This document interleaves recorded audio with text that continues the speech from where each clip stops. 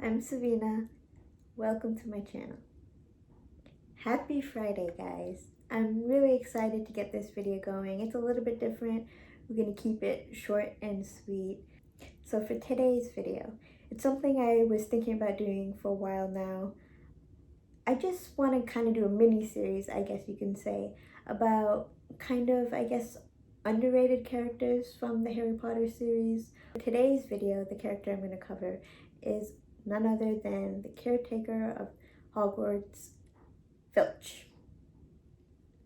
Let's just keep it to Filch, no Mrs. Norris, but Filch.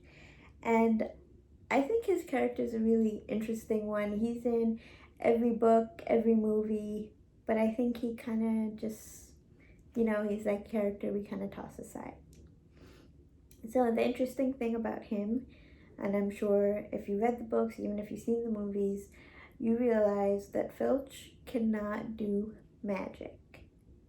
He is called a squib. Imagine that. Put that into perspective. You are surrounded by this magical place, students coming in and out of this school, learning amazing things, and you can't do any of it.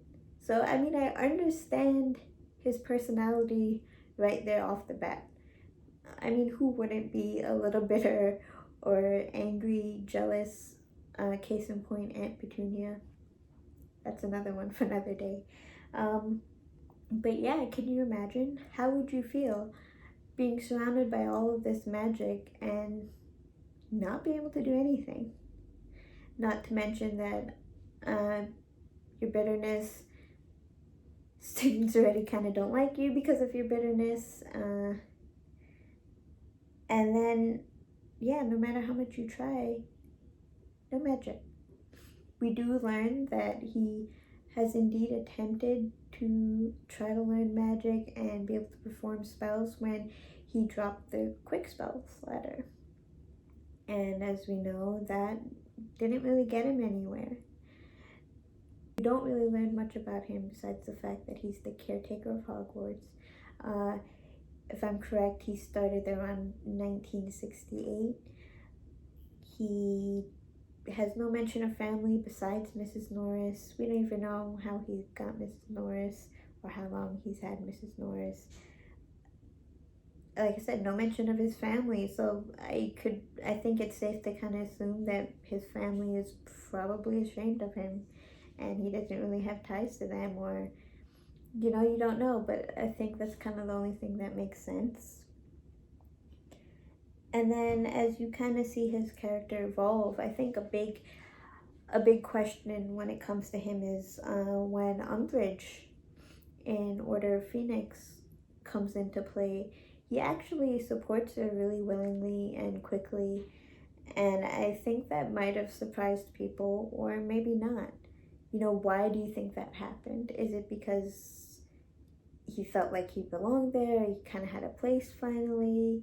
His bitterness just got the best of him, or he felt useful maybe when it came to Umbridge being in power.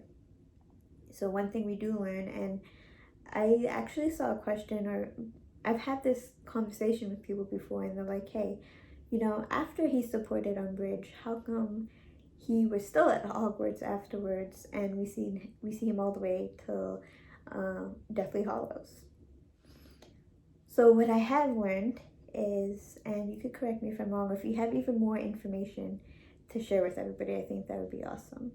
What I did learn was the year after Umbridge is gone, so in Half-Blood Prince and the years to follow, after being around her so much, he was then put in charge of recognizing dark objects. So I guess that kind of makes sense, I guess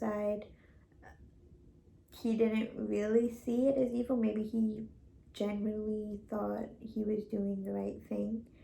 And then after everything happened, he realized, okay, I have to turn things around here. So yeah, he became in charge of recognizing dark objects.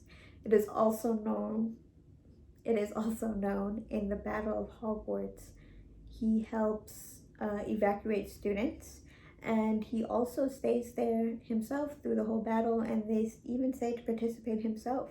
And I give him props for that one, because imagine, you don't have magic, you can't cast these spells, you're putting yourselves in harm's way to be there for the school. And I think that's commendable, and that's not something we really talk about.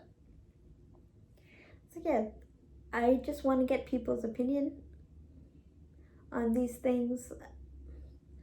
Do you have anything to add to that? Do you know something, maybe something was written somewhere or in the wizarding world that you found out more information? I think that would be kind of cool.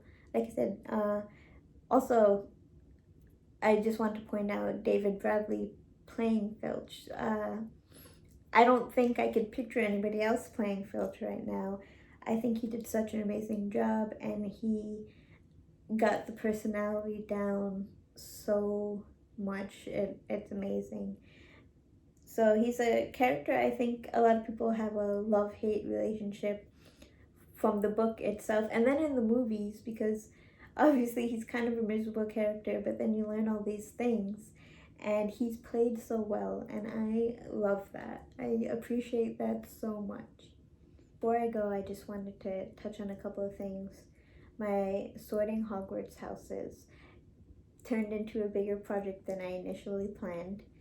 So I got responses from people on Instagram, which was really great. And what ended up happening was I personally messaged a lot of people on my Instagram account, and pretty much the question I asked is, what house do you belong to or identify with, and why? And what is your perspective or your take on all the other houses?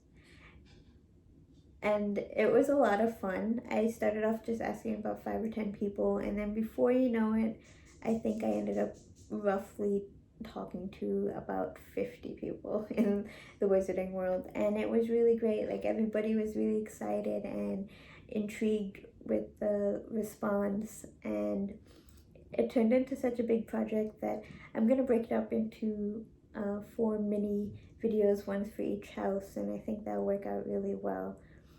I got a lot of general information, and then some new perspectives, which what it was all about in the first place. So stay tuned for that. Also,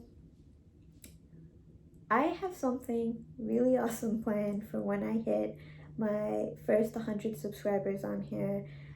I've been hinting at it on Instagram. Like I said, as soon as I hit 100 subscribers, I am so excited. I've had this planned out since day one. I am officially a month on YouTube, and I appreciate anybody for watching. But like I said, it is going to be an amazing giveaway, especially for my first one. My mentality is go big or go home. So if you want to know a little bit more about that, please subscribe. Follow me on Instagram, Savina the Witching Hour. I always link it down below. Email me. I hope everybody's doing well. Stay safe. There's so much to be thankful for. Don't forget that. And until next time.